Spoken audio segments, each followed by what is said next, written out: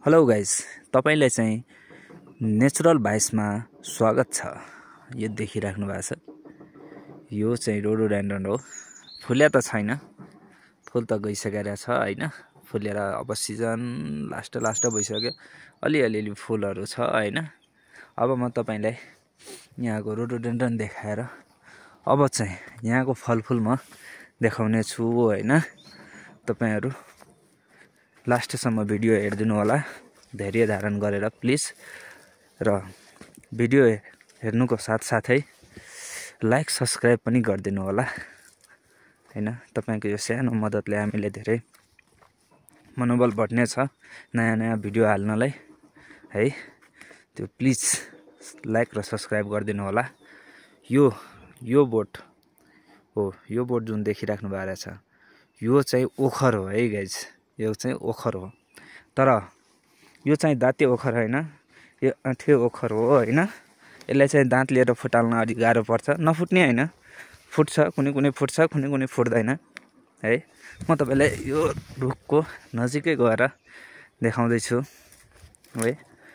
धैर्य धारण गरेर यो भिडियो चाहिँ हेर्दिनु होला। हेर्नु, नजिकै आइसके म रुखको हैन। यो चाहिँ आँठे ओखर हो है गाइज। यो चाहिँ निकै धेरै ओखरको बोटहरू छ। फलफुल मध्ये यो फलको नि के नाम हो मलाई त थाहा छैन, तर यहाँ चाहिँ ओसेलुहरू नि निकै पाइन्छ हैन। हामी एकदम रमाइलो गर्दै खाएको हो अस्ति पनि।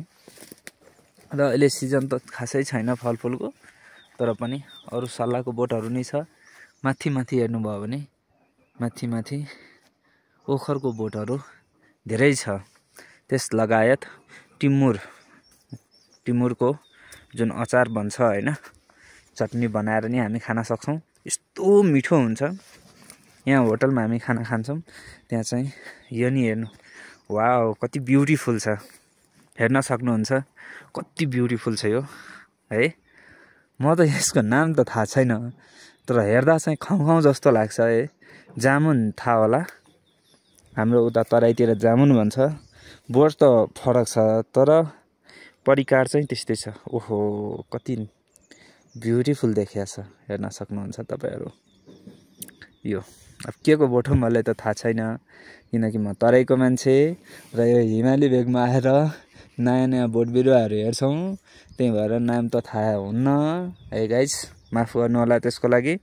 म यहाँको लोकल दाइहरुसँग सोधेर यो पनि भन्ने छु यो के को बोट हो भनेर। यो देख्न सक्नुहुन्छ तपाईहरु, यो चाहिँ साल्लोको बोट हो।